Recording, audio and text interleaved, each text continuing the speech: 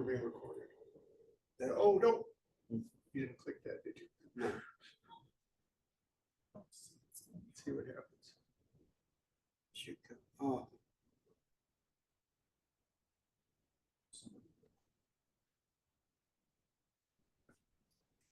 So at least we got it on the same screen. All right.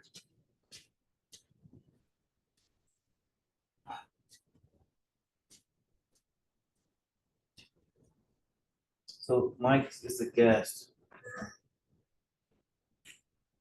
Is that camera on back there?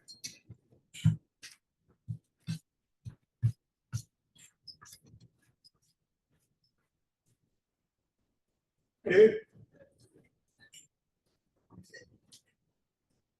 Okay, should connect now. There it is right there, but now we check it on the screen. There it is right there. There it is right there. yeah. He's the guest, and that's us, right? Obviously. Okay, that's just showing for those sport because you're not watching. Yeah. So.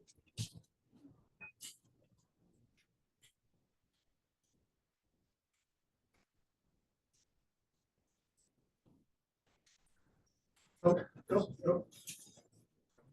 That's the.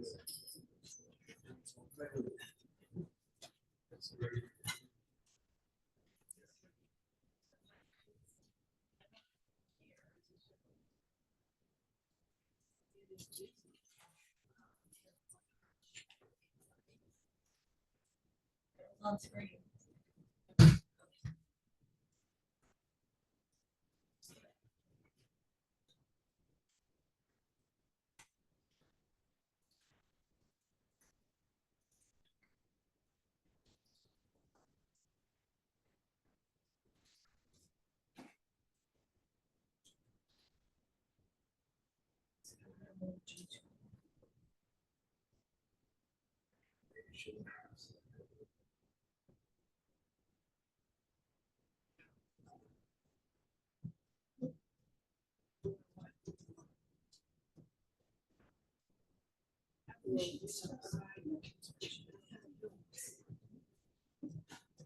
Obviously, we don't have an iPhone 15.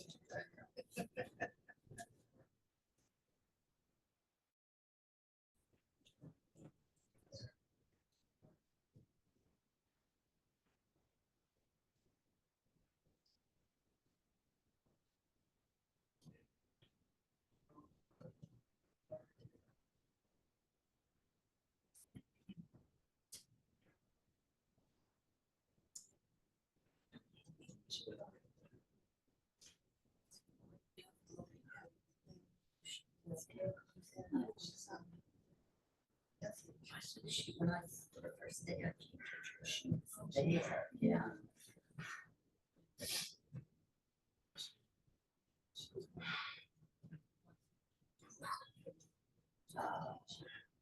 She filmed it. I can speak for Jack.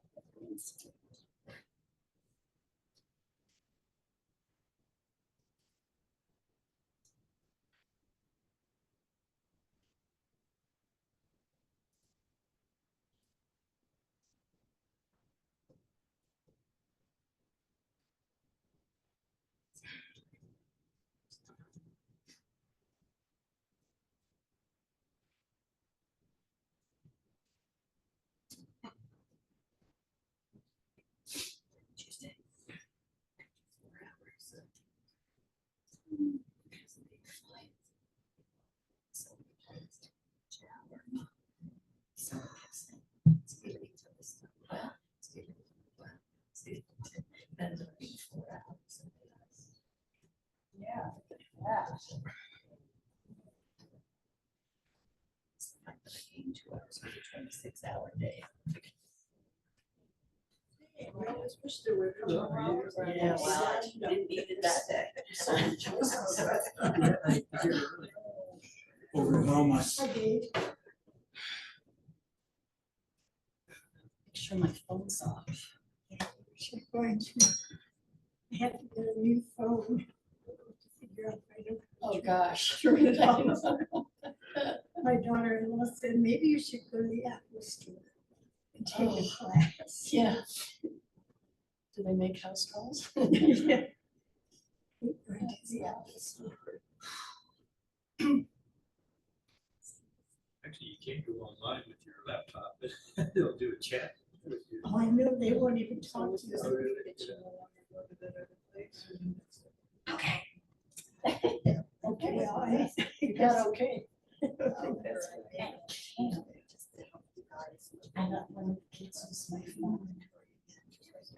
So y'all have And then I got it back. During the event that was trying to pursue there. So there's this team, like their computer. And my soul starts feeling and I go outside and I was doing everything I think of. The darn thing turned off. And I'm trying to think, oh, Jenny Wanda is outside on her foot. And she sees me like, I couldn't even get it to turn it off, cut the whole thing. Little one creepy. And if I went and I thought I need a kid. Yes, that's my granddaughter. So For me. Jenny got something for me. I have to put up with a few rolled eyes, but she's a good help. And it's like, oh my gosh, where's the kid when I need one? Yep.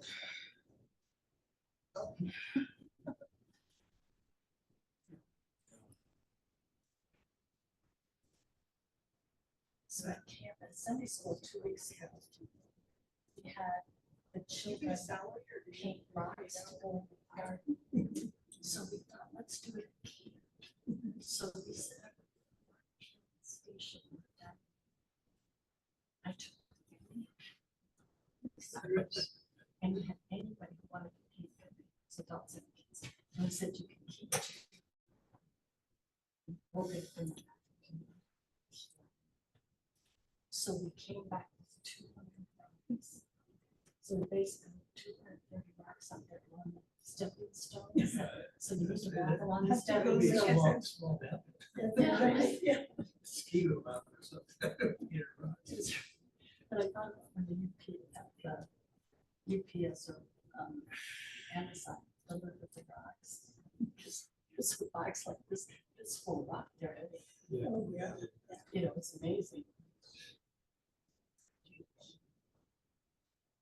Amazon has a special rock box that they use. It's a box. In fact, one was kind of beat up. I was glad it. Might not have been strong enough. My first introduction to painted rocks was a retired farmer who was a friend of my dad's. And his name is Homer Esserscott. And when my dad was sick with his viral illness, Homer brought in a rock that he had painted. And on one side it said, in case of fire, turn over. And then you turned it over and it said, not now, in case of fire. And Craig really goes, because he's I kept encouraging people that which people throw it straight, right? But anyways, Craig really goes, I want my like rock. So painted brown. Varnish. But it's right.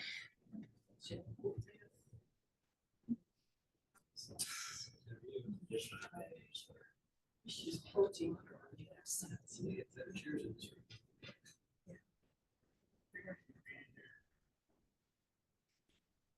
I was going through like that kind of letter box. Space on my kitchen counter. Yeah. And it's kind of a nice, it makes sense, lots of My things. problem is that I make it like my wife gets me 10 minutes. I That's was all. going through that. I feel a little awkward about that. To somebody living Yeah. Yeah, and the little notes. Happy Canyon Forest was for $50. And so I did it for my birthday. Peter? last year. Yes, Robert, great to see you. All right. I was gonna come. Hello, timer. It was. Yeah, that's about it. Well, trying. Yeah. Yeah, Because it's not quite sure. trying.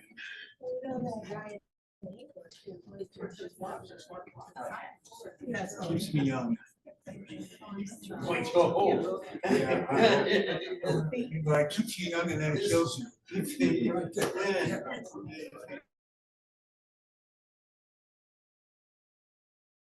I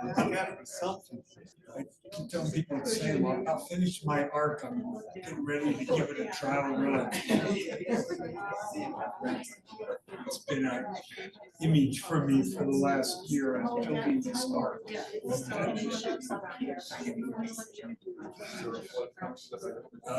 Well, I think we all know about it.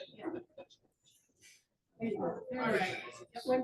I guess in some ways we all have our own individual floods where you Well, I thought it would say when you sit down, I thought it was, family, yeah, that's. goals in life.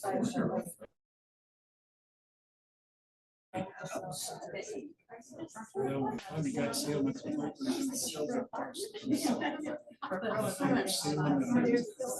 Nice young pastor can take that 500 or 600 grand they're gonna bank from it. Go figure out the future. Did you look? So my heart we're in the same house. Yeah, we're more in the right now. We're more in the.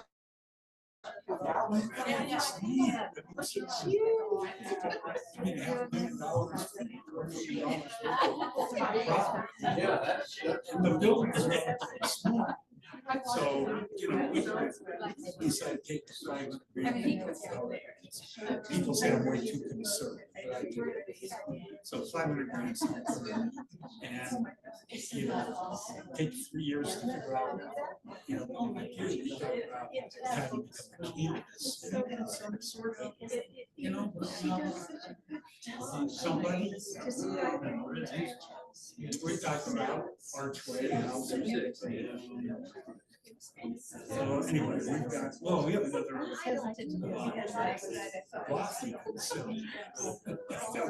We've broken off with the process to break off the parts. Oh, yeah.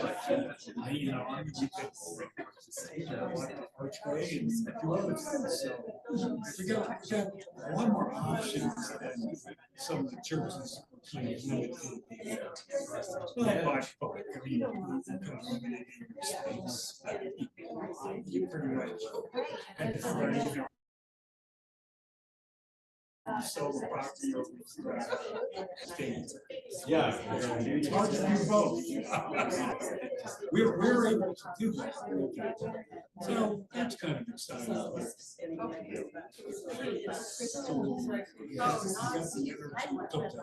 I got the energy to follow somebody.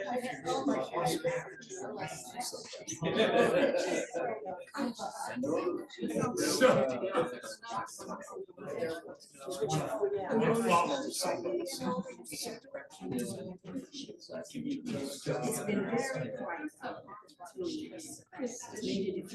So how are you doing? Yeah.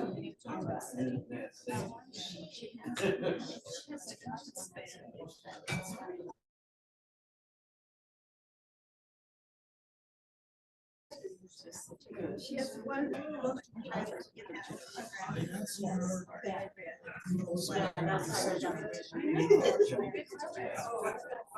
I know we're living with our oldest son.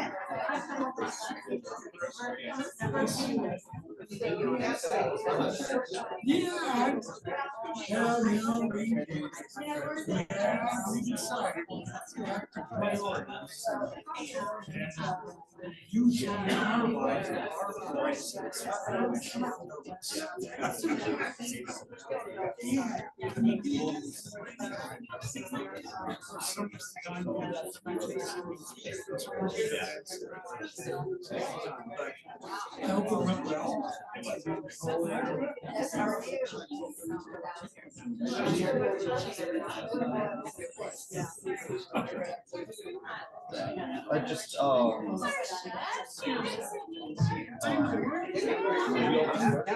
Amongst the living.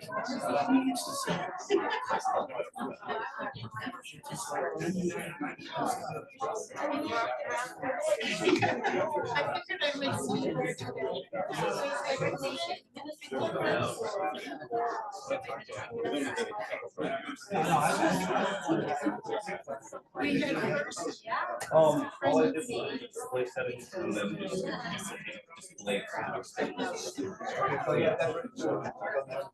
Yeah, so just, so anytime that happens again, just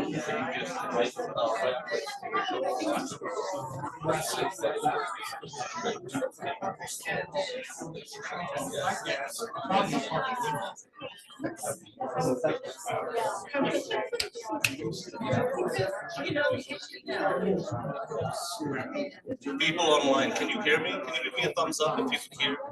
Thank you. more exercise.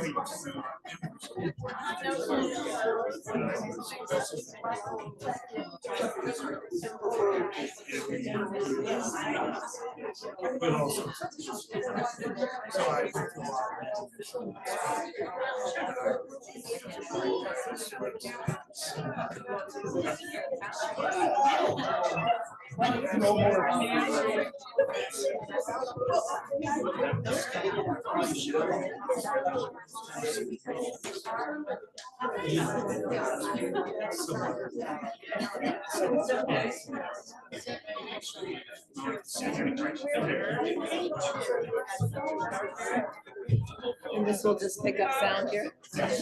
Good morning. So grateful you all are here this morning for this Q&A session. Welcome to this joint gathering this morning of the Metro Denver Association Churches.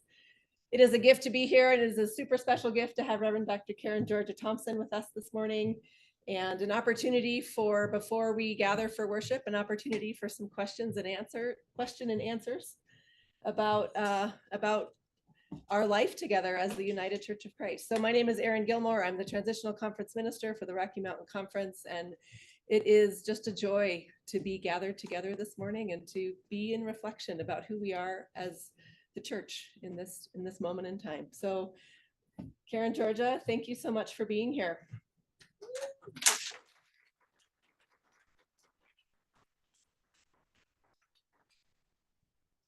Good morning. Good morning. It is a pleasure to be here with you. And I hope you came with lots of questions, because if you don't have questions for me, I have questions for you. I keep explaining to people I have lots of material.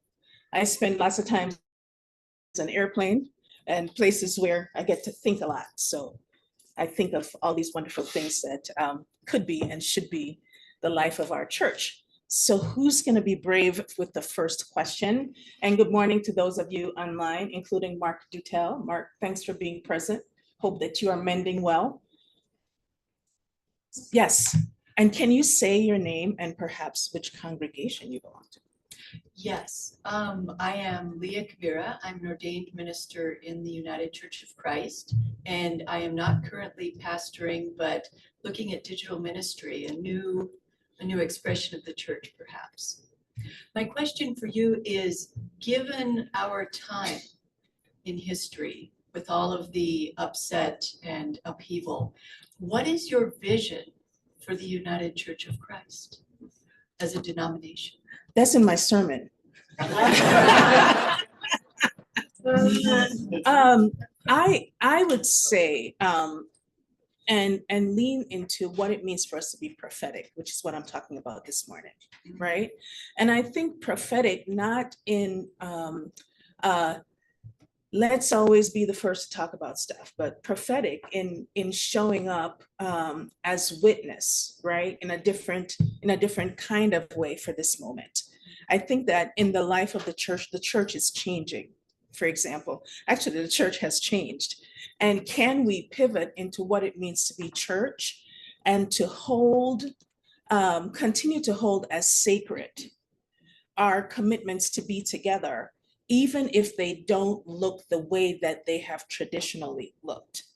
And can we continue to hold what we mean when we say, no matter who you are or where you are on life's journey, all are welcome here?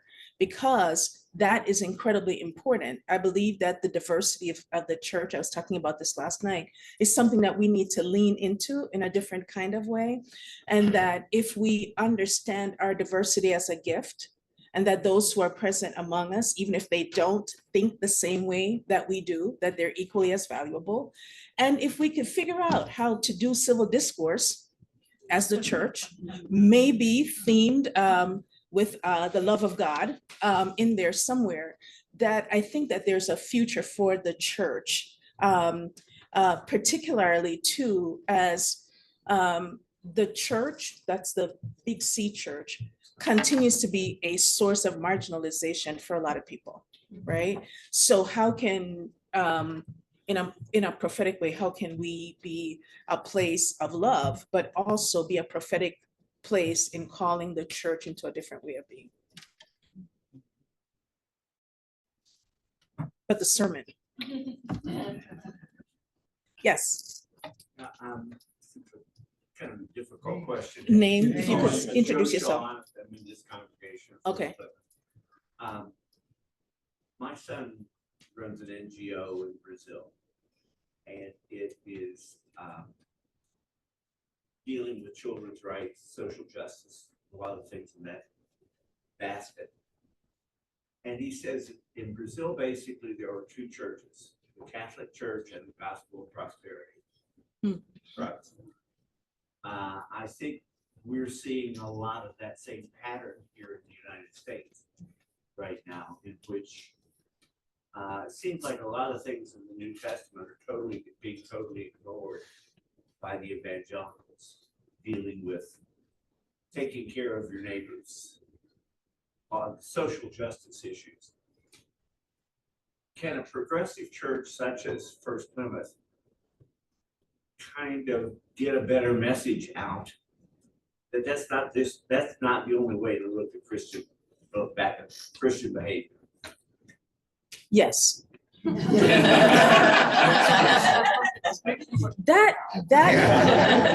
you repeat the question a little bit for the? So the essence of the question is kind of given where we are in the church, where it feels like there's the only voices that are being heard are the Roman Catholic Church and the reference in Brazil to the Roman Catholic Church and to the evangelicals, right?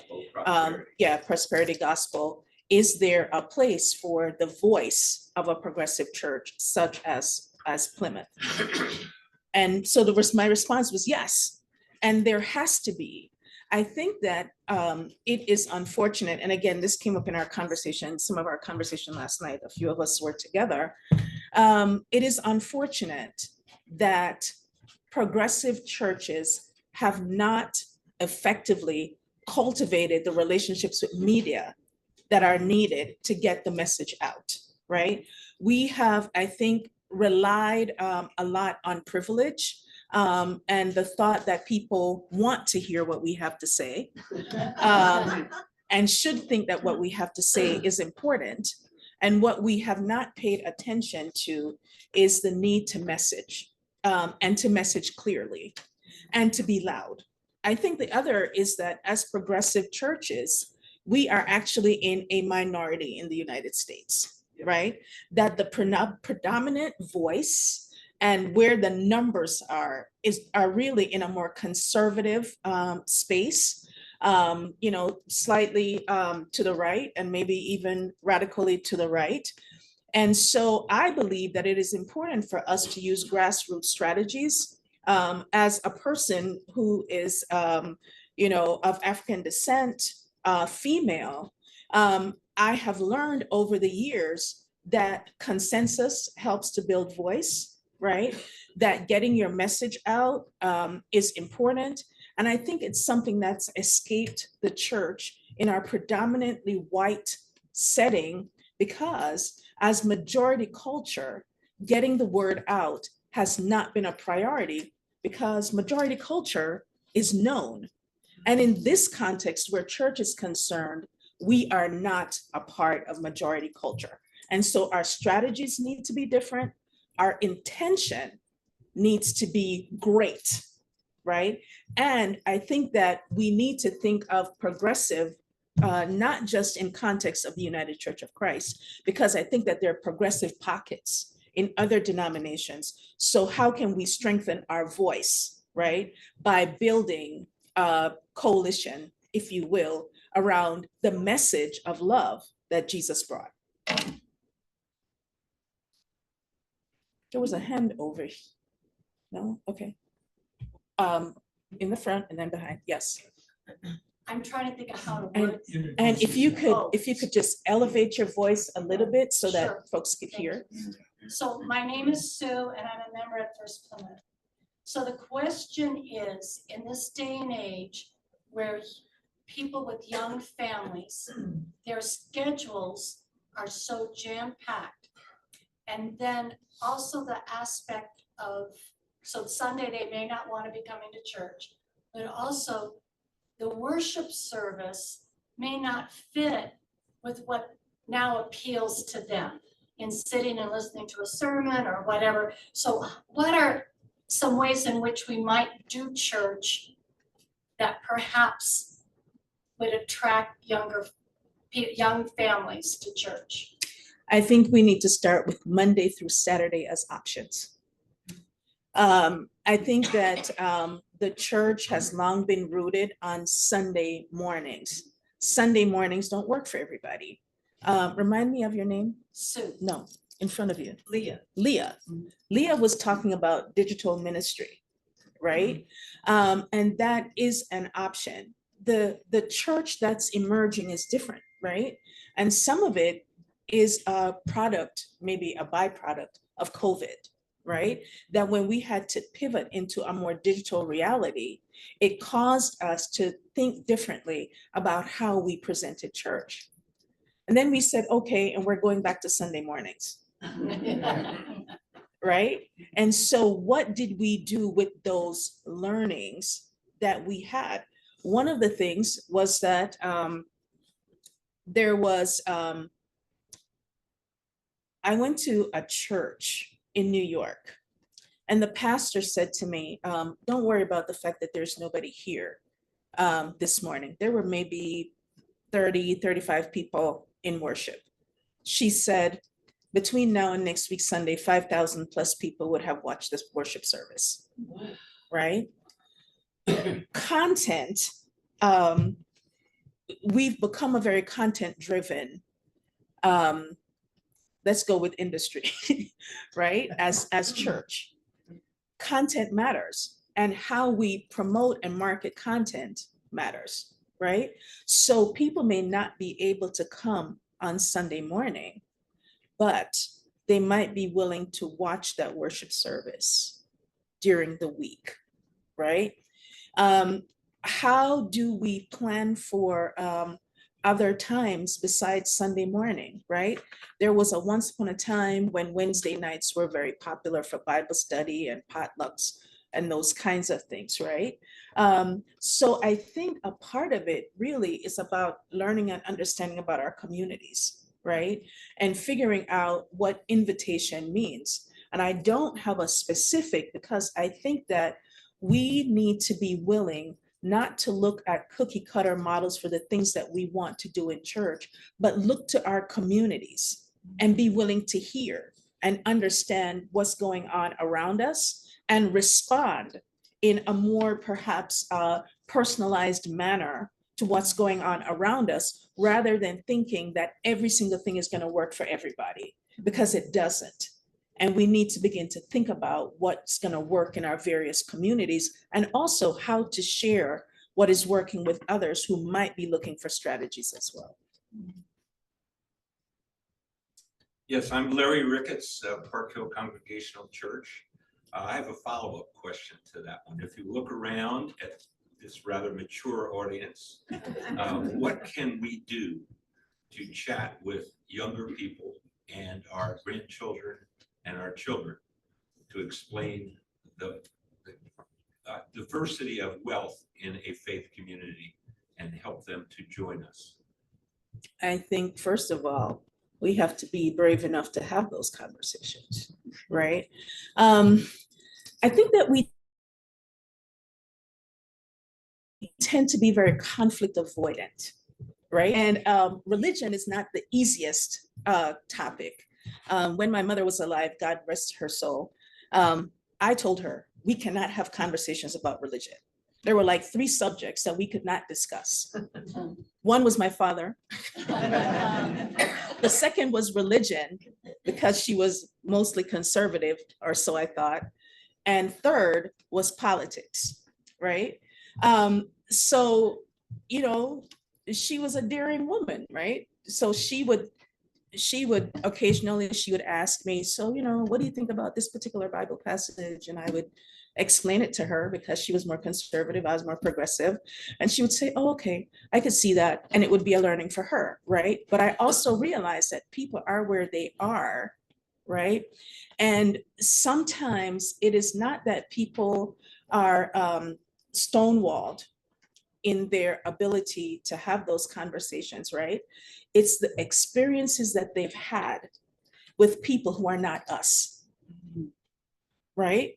So we have to be able to say, this is where I'm coming from with this particular conversation, right? I just want to know what you think. And I think we also have to be willing to learn from people as well, right? So I have 2 sons, 3 grandchildren.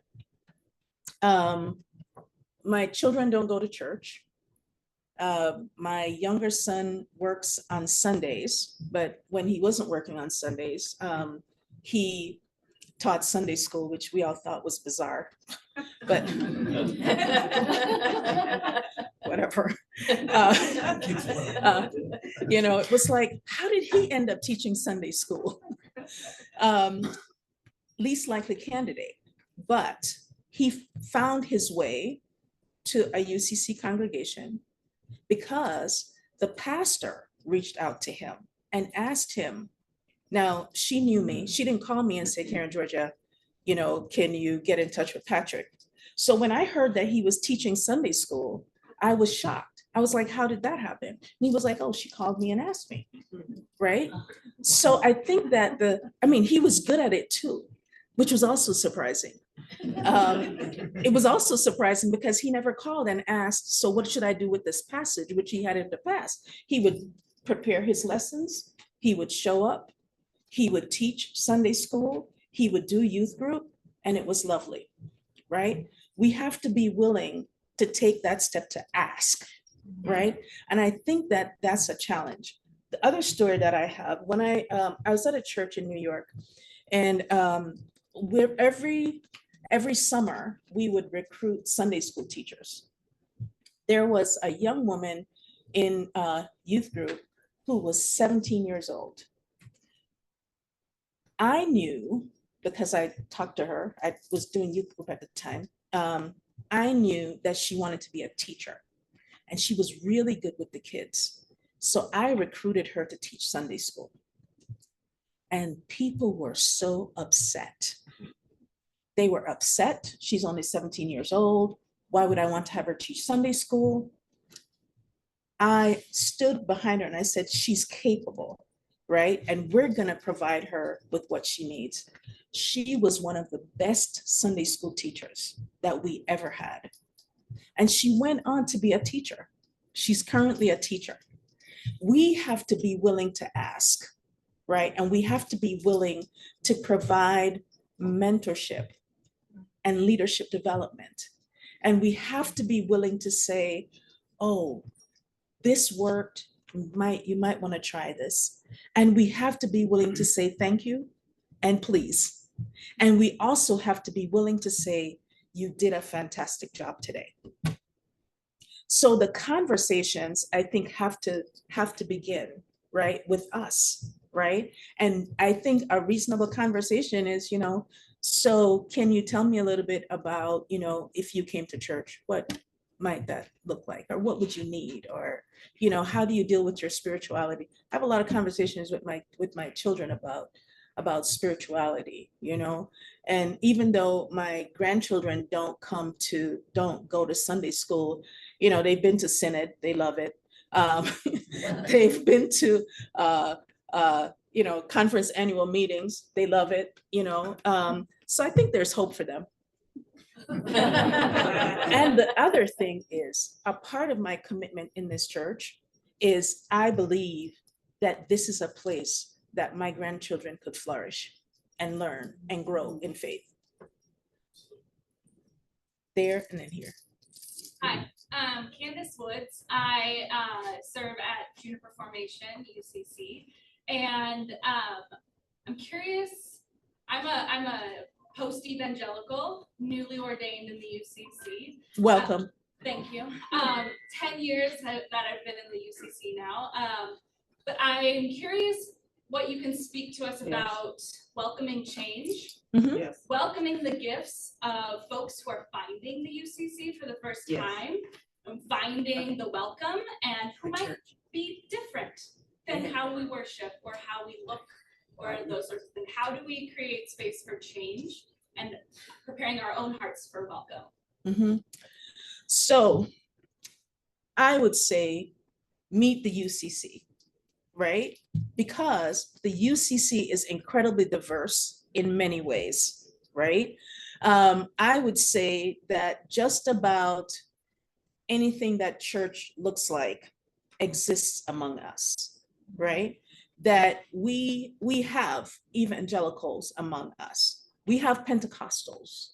We have the Reformed, we have ENR, we have Baptist churches that have come into the UCC and continue to retain some of their own polity and ethos, right? I think that one of our biggest challenges in the United Church of Christ is understanding the reality of the diversity that is already present among us. And if we were able to understand the gift that is, we would be better able to do exactly what it is that you're talking about, right?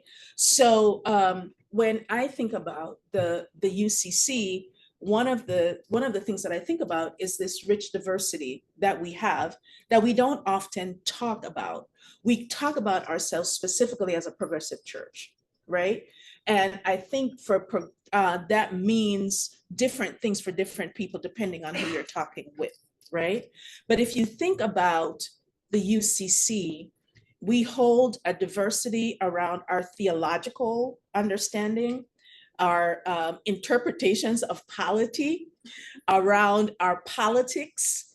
Language diversity is present among us. There is, we have churches that are green churches, just peace churches. We have so much that's there. Can we begin to identify that as a part of who we are?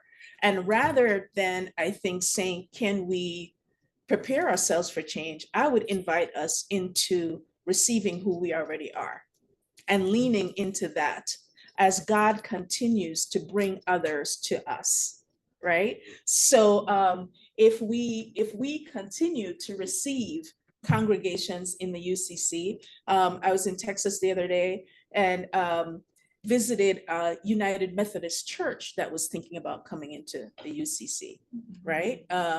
We have, and as folks are coming in, it begins to reshape who we are and how we understand ourselves, right? So I would say the moment is now. It already is. And so I think that what you're calling us into is important, which is an awareness of God at work among us and how we can be more in tune to what's already breaking forth among us, with the new thing that God is doing, right? Hi, I'm Jean Barrice. I'm ordained in the UCC, and my call, as you will, is as a full-time hospital chaplain, and I work at Denver Health Medical Center. So inner city, I love the diversity of people, languages, and belief systems there. And I've learned to be interfaith, to embrace all as God's people. But my life there seems very separate from churches in a sense. And I'm wondering how I can be more of a bridge builder. I am a member of First United Church of Arvada, so it's rather ironic I'm going to a suburban church, but for my own nourishment, which helps feed me in the work I do. But it seems like more can be done at a higher, wider angle or level, that like conferences often don't say or connect those of us out in the field with church committees, with all the work going on within the church. How can we build bridges between all of us out there and parish? Meet Erin. Oh, yes. I think so much of this is relational, right? And I think as I see you, connecting, right? And it is important that the church reflect, right? All of who we are, right? I think that sometimes it's hard to figure out where people are. I served for 8 years as the Minister for Ecumenical and Interfaith Relations for the church. The hardest thing is to find UCC clergy who are working in colleges and universities and seminaries, because they're not just in our seminaries and our universities. And I think that we also have networks, right? But we don't often look to some of those networks to find what we need.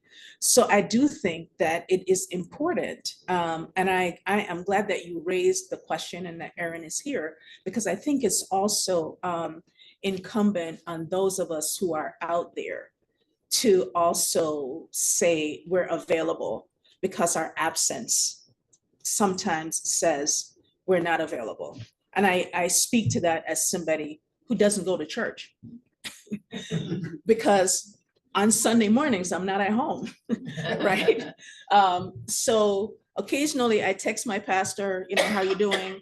And he's made a commitment to meet with me once a month just to check in and see how I'm doing, you know what I mean? And so I think that there's that as well, right? That there's that commitment, and I know it's hard.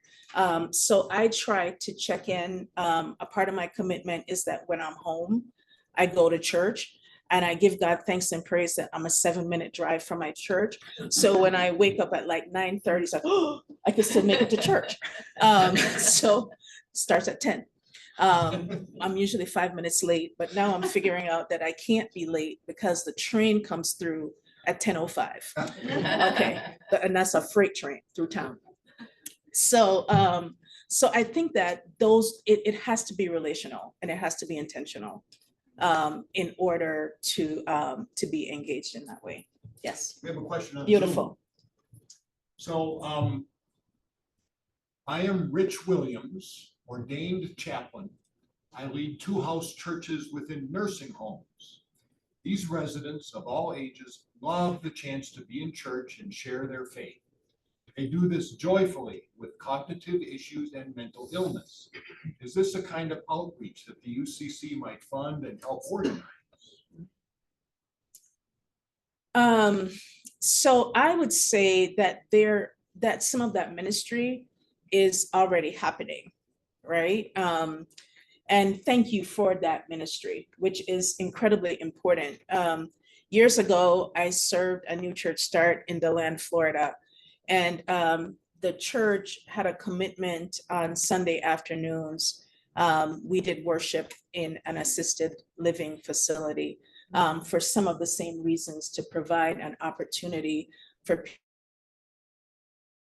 people to be able to share their faith and to have an opportunity to be in worship and to be nurtured and fed spiritually. I think that a part of the challenge is the piece that you identify, which is around organizing. Organizing anything in the United Church of Christ is a challenge. Because we like to lean into our autonomy and our independence around doing things, right? And I also find that typically it's so much better when things bubble up as opposed to when they're top down. So I would say, I'm trying to think, for example, we have Chisholm, which is the Chisholm Ministries. Some of them are in like nursing homes. So that's the Council for Health and Human Services Ministries, right? That's one option. And there's also like United Church Homes, right? And others that are not just participating, but they're actually running and involved with, things like assisted living facilities, full care facilities and things like that. So I would say those are two places. This is the first time I've had that question, but I think it's something that we ought to really think about, because that kind of ministry can also be a little bit isolating and so the supports that are needed, I think, are a little bit different. So thank you for the question, and I'll give it some more thought as well. Yes. I want to go back to Sue's question. Oh, my name's Susan, and I attend here. Sue's question about the kids. Well, we just got back from community camp at La Forêt for a week with the kids. And we had one night where we were all around the campfire and did songs, guitars, the whole thing. And the kids just got so engaged, and a lot of them got up there and led songs or led chants or whatever.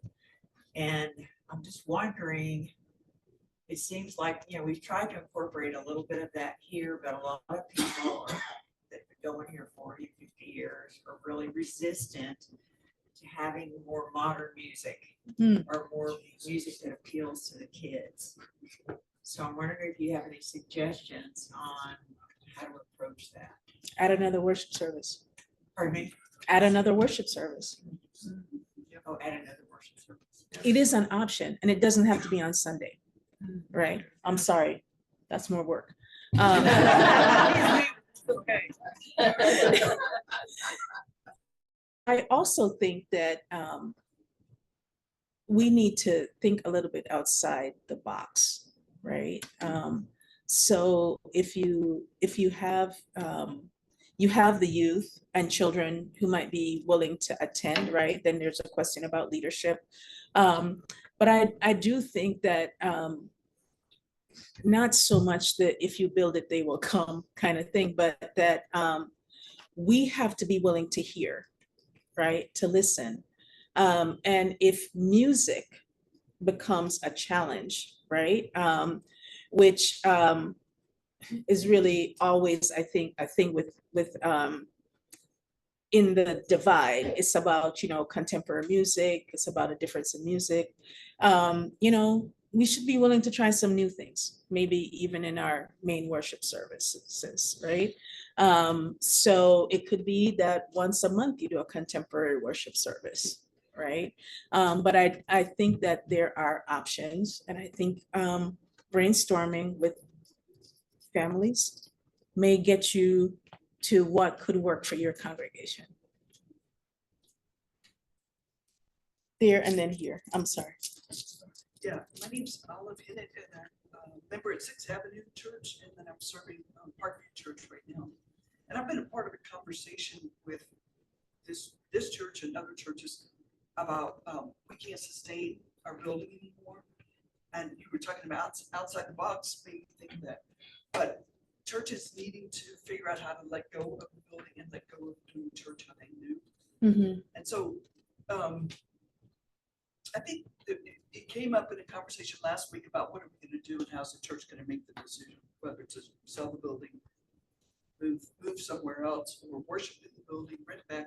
But it raises the question of what do we do with our space, and what kind of space are we in, and what does church look like? Yes. And the passage about letting go of your life, dying to your life and a new life.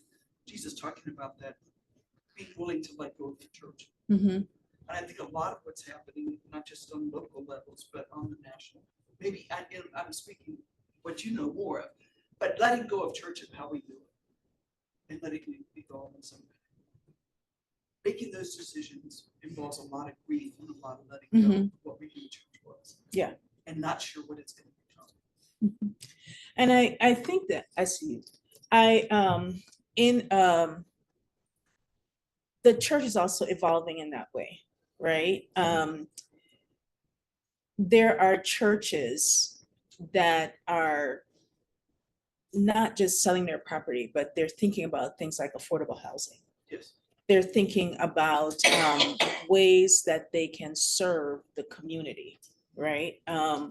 There's one church, I can't remember where, but what they did was they basically relinquished their building. They have like a small space there and they turned it over to the community for use, right?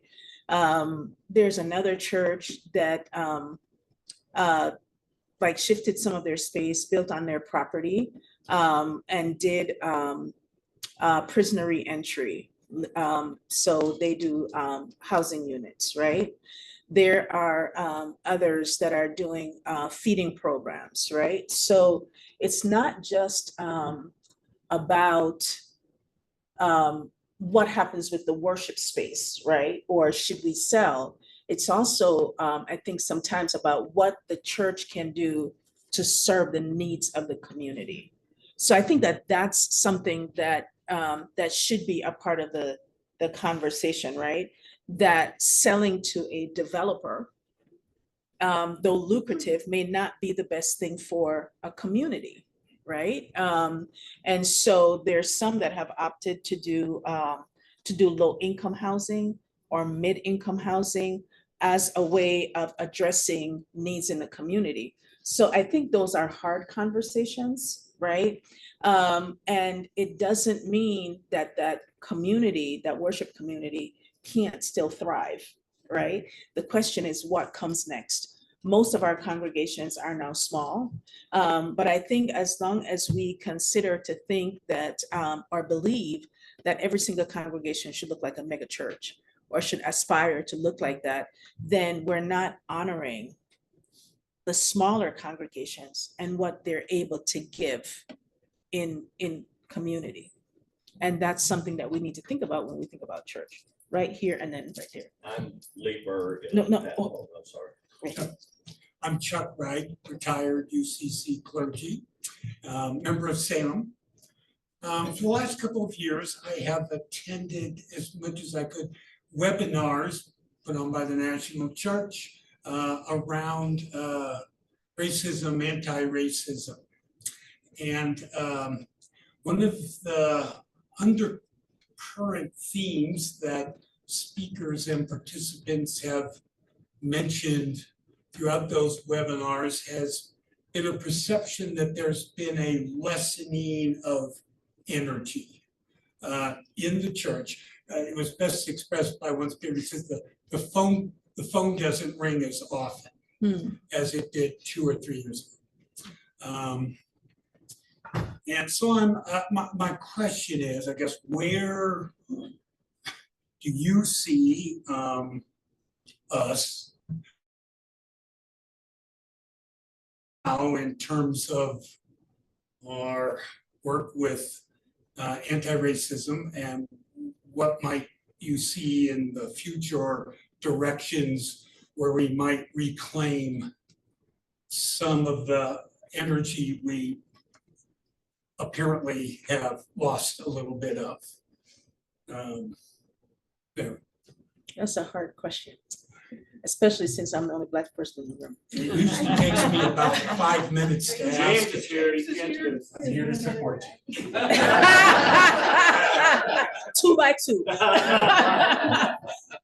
Okay, so one, I think that the national church continues to hold its commitment to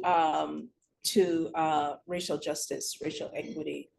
The national church cannot do it by itself, right? We live in a particular time where white national, what am I saying? That's what I'm trying to say. Yep. White Christian nationalism is very front and center, right? And whether or not we give it any fuel or any, it is still very much a part of us, right? And so while we still continue to talk about racial equity and all those kinds of things, right? We are still a denomination that's over 80% white. And so it's really going to take our denomination standing up and clearly saying, this is not who we are. And this is not what Christianity looks like, right?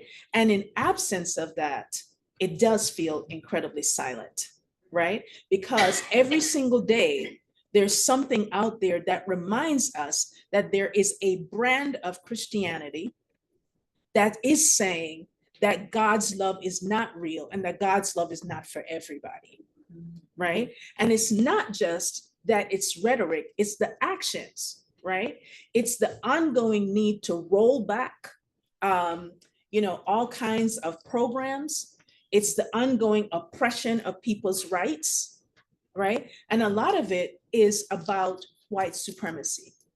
And so as a church, if we're not willing in this moment to not just say, let's do anti-racism programs, but to actually say white Christian nationalism is a problem in this country, then we're really not speaking truth to power.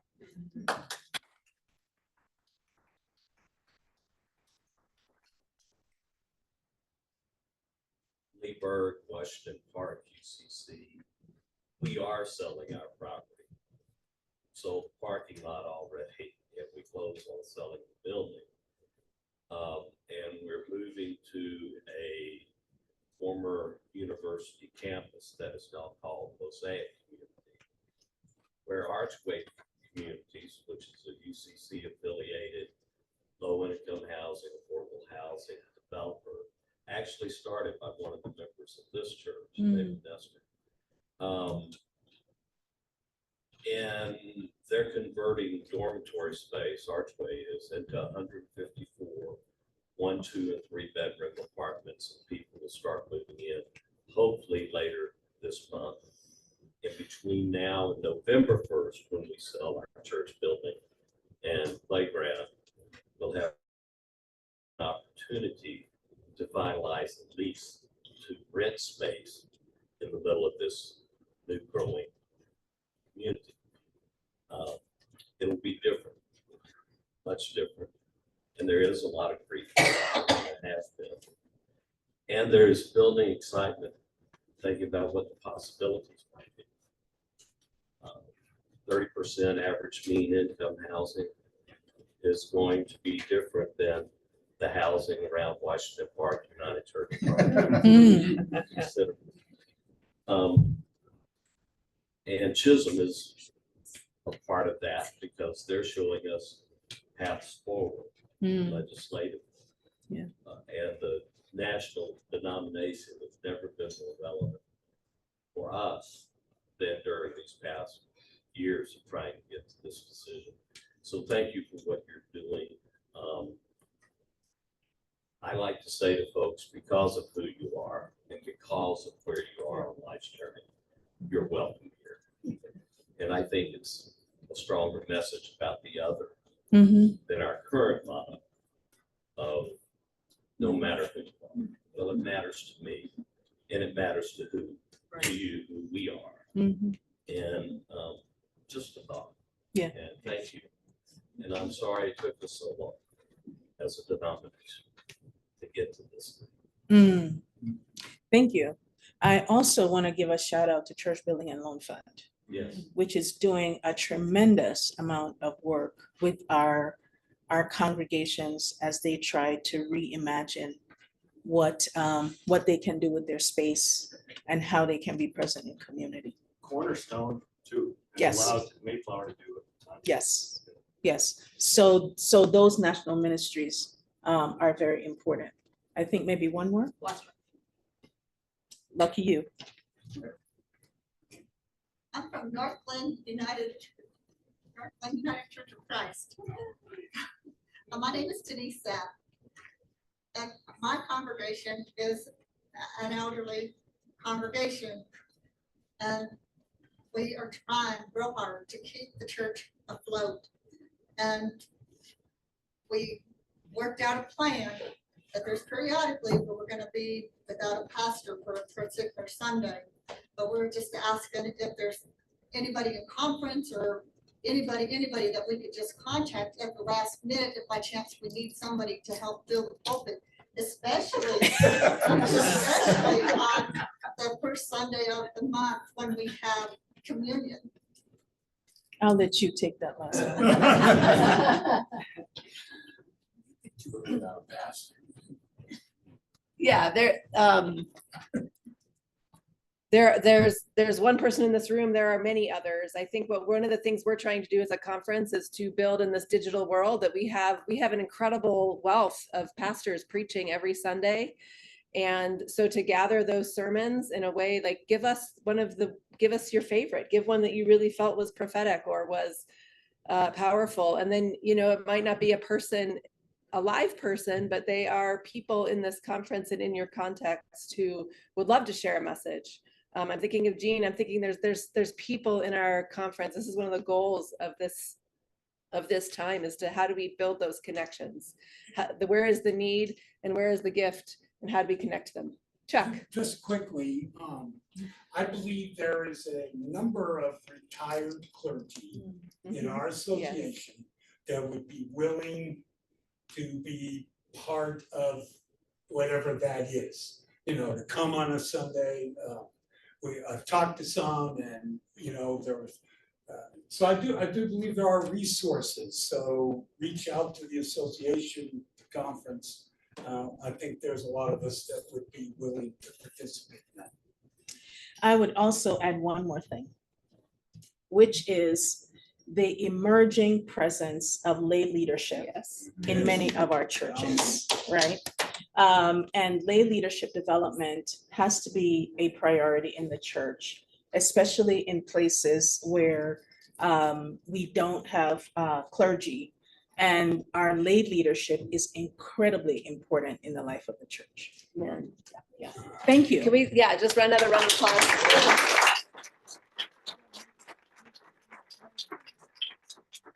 We invite you all to gather downstairs for worship.